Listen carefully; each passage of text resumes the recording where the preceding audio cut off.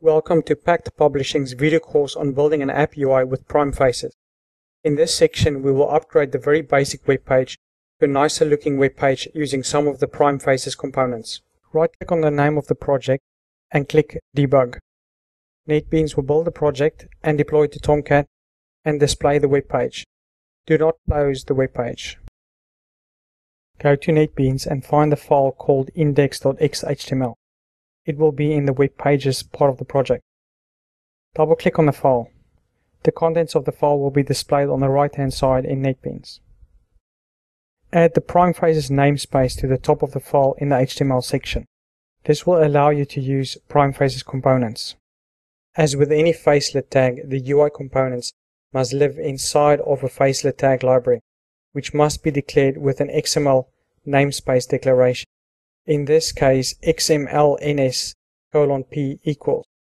The characters after xmlns:, but before the equal sign, are arbitrary, but because those same characters must be used throughout the page to refer to components from the library, it's a good idea to keep it short.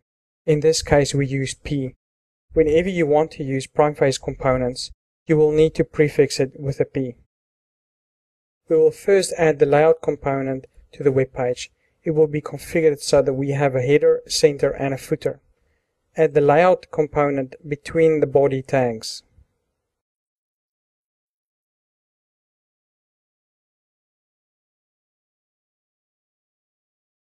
Create the layout unit with position north. That will become the header.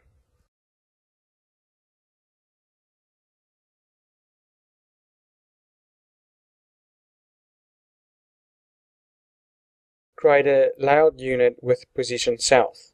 That will become our footer.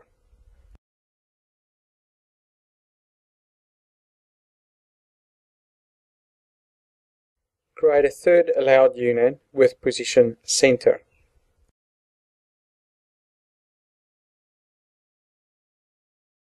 Save the file and go to the web page that NetBeans opened previously and refresh the page. The new layout should be visible. Let's add some data entry fields in a panel grid. First, create a panel grid with 4 columns inside the center layout.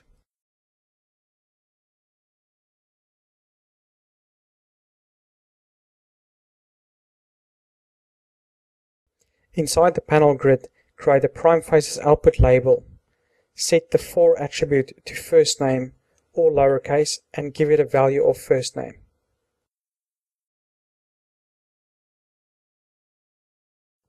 Create the PrimeFaces input text with an ID of first name, or lowercase.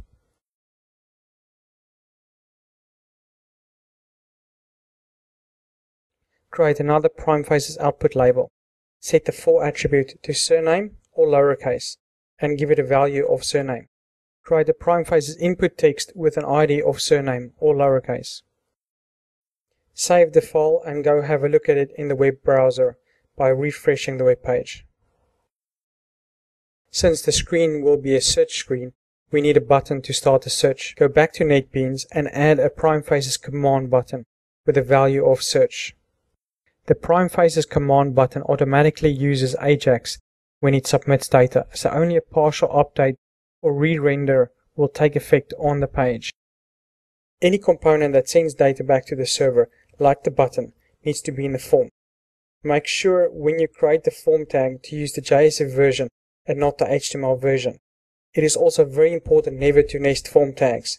If you have some kind of strange bug, first see if you don't wrap form tags. Also make sure to have form tags inside the layout unit and don't add a form around the layout. When adding a form around the layout, the web page will not work properly. Now wrap the whole panel grid in a JSF form tag. Save the file and have a look at it in the web browser. Any search needs a search result. We will now create a data table that will contain the search results. Go back to NetBeans and create a new data table in the center layout under the previous form tag. Inside the data table, create a column tag with a header text of first name. Inside the column tag, create an output text tag with an empty value.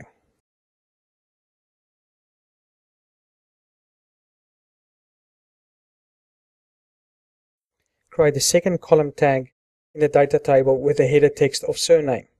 Create an output text tag inside the column tag. Leave the value empty.